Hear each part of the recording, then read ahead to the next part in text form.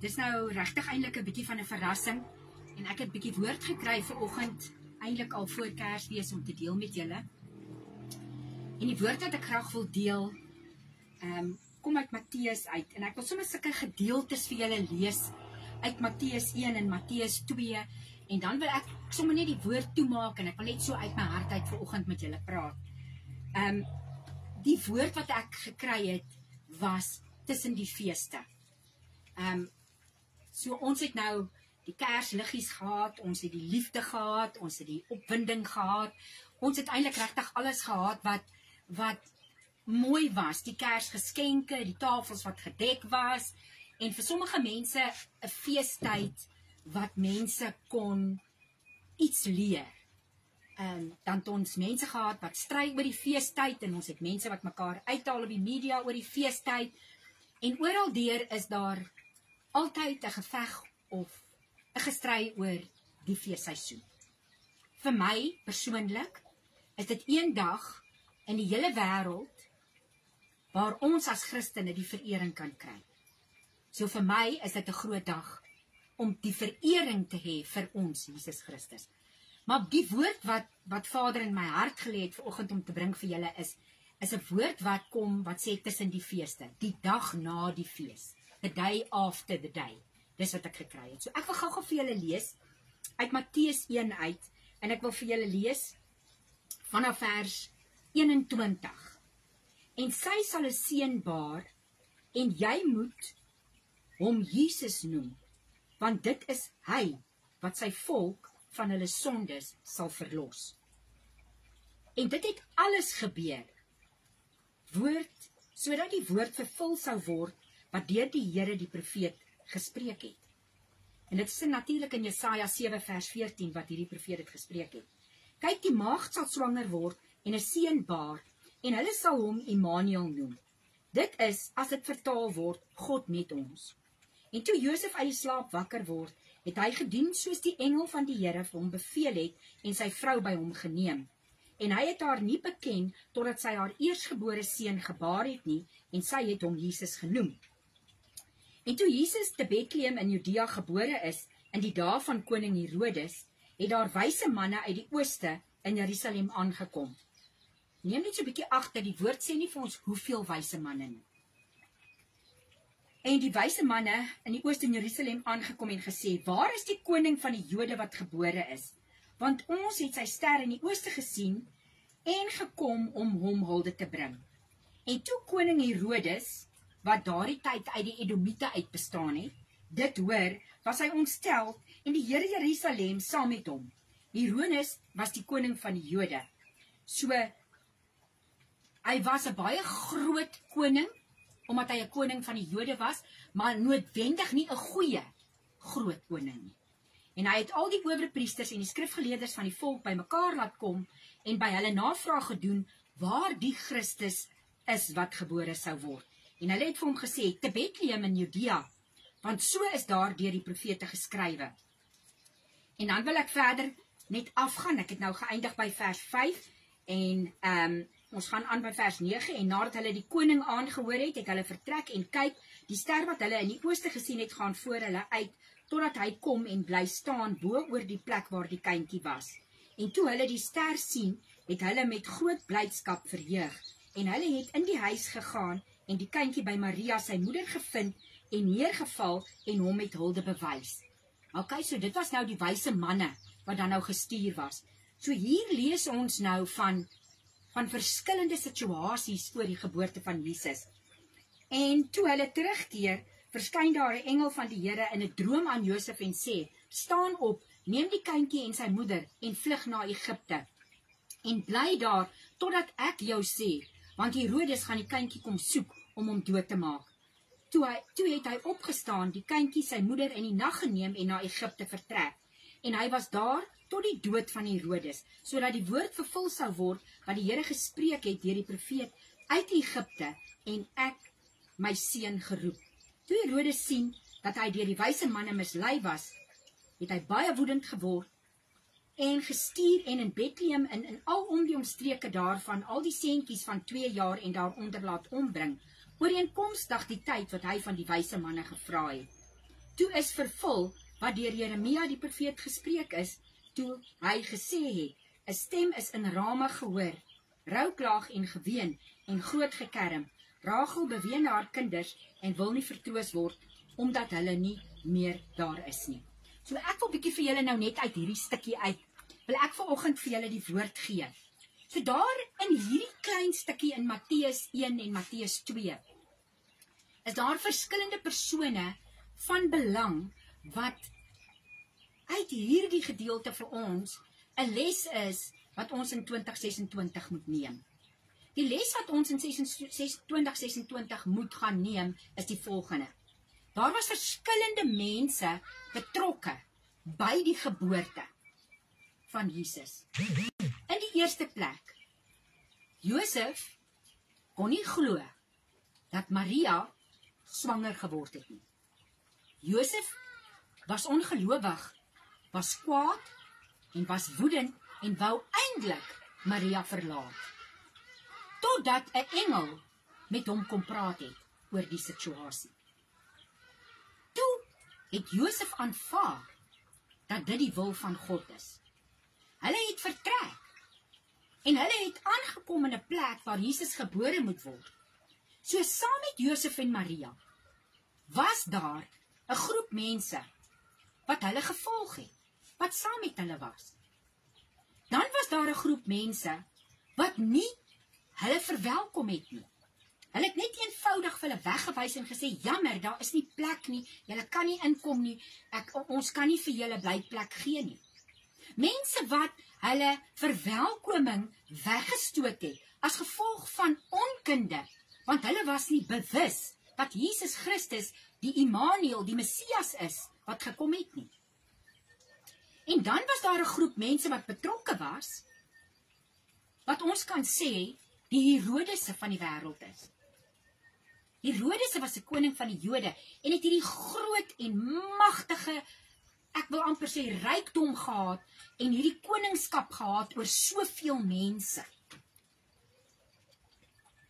Maar in Herodes se hart was daar nie 'n goeie gesindheid nie. In Herodes se optrede was daar verwyd, daar was haat, daar was nie goeie goed nie. En dan kom ons by die wyse manne.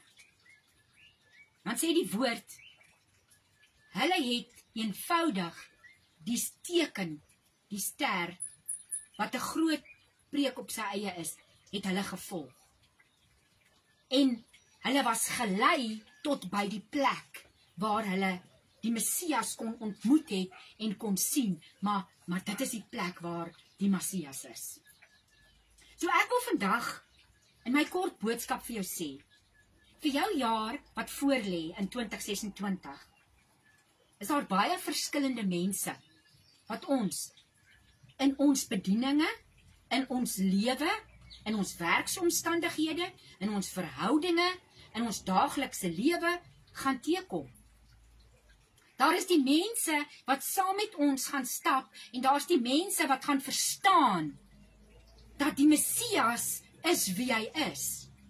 Daar's mense wat deel van ons lewe wil wees en gaan glo soos ons glo dat Jesus Christus gebore is vir ons. Maar dan gaan ons mense kry in ons lewe in hierdie jaar 2026 wat die deur vir ons gaan toemaak en wat vir ons gaan sê, julle is nie welkom nie. Jy weet, ek stem nie ooreen, Santi, met dit wat jy praat nie. Ek stem nie ooreen met dit wat jy doen in jou lewe nie. Ek stem nie ooreen met jou geskiedenis van jou lewe nie. Ek stem nie ooreen met wat gebeur het in jou lewe nie.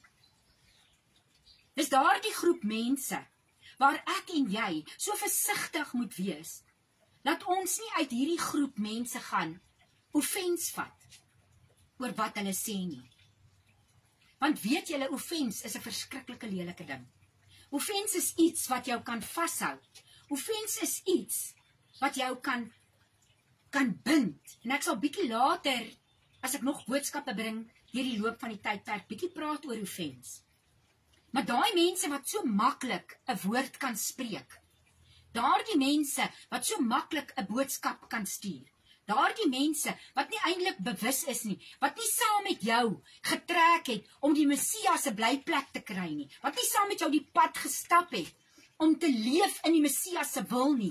Daardie mense wat die deure vir jou toemaak, is die mense wat die goed gaan spreek, en daai mense is die mense wat ek jou teen waarsku vandag, en ek sê vir jou, pas op vir die Herodese van die wêreld, want hulle wil jou doodmaak, en hulle gaan in jou pad kom in 2026. Ons is nie meer by die klokkies en die sterretjies, en dis nou geskenkies en alles nie, want die een klomp mense het gevier die feestyd. Die volgende fees wat gevier word, is die nuwe jaar. Dis die aftelling, dit is die crackers wat geskiet word, dis die champagneproppe wat gepop word om te sê, gelukkige nuwe jaar, mag 2026 net die beste wees. Daar's geen verskil, my boetie, my sissie, tussen 25 en 26 nie, want daai 4 groepe mense bly steeds in ons lewe. Die Herodese gaan nie weggaan nie. Die Herodese leef daarop om jou uitmekaar uit te trek. Die Herodese wil jou vernietig. Die Herodese wil vir almal vertel wat hulle van jou dink en hoe sleg jy is. Hoor wat ek vandag vir jou teen waarsku. Daar's die groepie wat saam met Josef en Maria geloop het, wat saam met hulle die Messias gedien het. En ek wil vandag vir jou sê, as daar mense in jou lewe is, wat saam met jou gelowig is, en wat saam met jou die pad dien, wil ek vandag vir jou sê, pas daardie mense op, koester daardie mense. Want die Herodese in die lewe is wreed.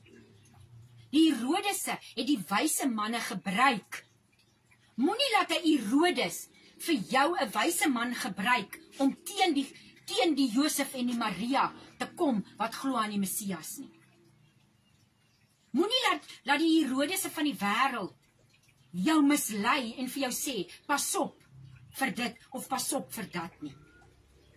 Jy wat luister vandag kan self by die Here hoor. Prys die Here dat ek hierdie release gekry het vanoggend om voor te bring. En vir mense te sê, laat 2026 gaan nie net 'n jaar wees waar ons net gaan vreugde vind nie. Ek wou eintlik vandag 'n slipslide hier opgestel het wat die kinders is en lekker vol waspoeier gegooi het met baie skuim, want dis mos wat ons dink wanneer ons die nuwe jaar ingaan. Dis mos wat ons glo. 'n Voorspoedige nuwe jaar is wat ons almal toewens. Maar hoor, in die voorspoed van die nuwe jaar het jy 'n Herodes in jou lewe. Het jy die wyse manne in jou lewe wat gaan glo, wat jou gaan volg, wat saam met jou die pad gaan stap om die woord van die Here te kan verkondig. Maar jy het ook die mense wat die herbergiere is, wat die deur in jou gesig toegemaak het en vir jou gesê het, jammer, hier is nie plek nie. As hulle geweet het dat dit die Messias was, vra ek vir jou vandag, sou hulle nie 'n plan gemaak het om vir hom slaapplek te gee nie. So my boodskap wat ek vanoggend vir jou wil bring, is mag jou 2026 'n jaar wees, wat jy so sterk sal staan in die krag en die woord van Jesus Christus. Nie net in die feit van dit is 'n voorspoedige jaar nie. Ja, dankie Jesus, dankie dat U vir ons 'n voorspoedige jaar gaan gee. Maar ek wil vir jou sê, gaan lees jou woord. As jy nie gaan stap in geregtigheid van die woord, van die koninkryk van Jesus Christus nie, kan alles jou nie toegevoeg word nie. Dis wat die woord vir ons sê. Stap jy in geregtigheid? As jy nie in geregtigheid stap nie, sal die Herodes in jou lewe inkom. Sal die herbergiere die deure in jou gesig toemaak en sê, jammer, hier is nie plek vir jou in hierdie tyd. So my woord vir jou vanoggend vir 2026 is, moenie die voorspoedige aangryp as jy nie loop in die geregtigheid nie. Want die wêreld is vol van daardie verskillende mense.